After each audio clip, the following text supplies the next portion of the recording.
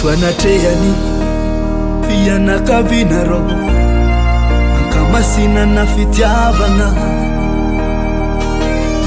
Hanaten'Andriamanitra nikeko fitiavako anao na mimorana misarotro zankilanao vade mandrakizay lambanako-natsika ro tolorako peratra ny tananao oro fompitiavagna antsika chéri anatrian'Andriamanitra fitiavantsika ro mandrakizay satsy alaminao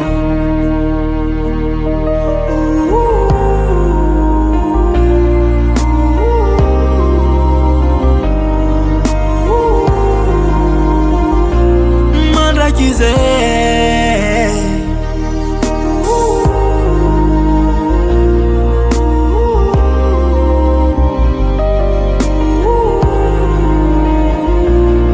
mandrakizay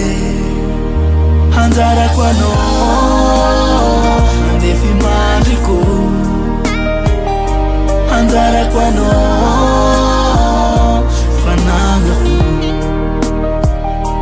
anjarako anao andefy mandriko anjarako anao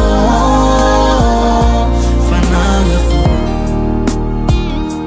agnatin'ny mangitino misy ny mampifazatsy alanao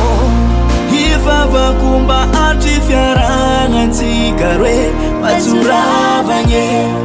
ekovy misafidy ny mafanao miavaka ny maro tsy ambitsy atakalo anao nama akanga tsara sora tolorako peratra ny tananao oro fompitiavagna antsika chéri anatrian'Andriamanitra fitiavantsika ro mandrakizay satsy alaminao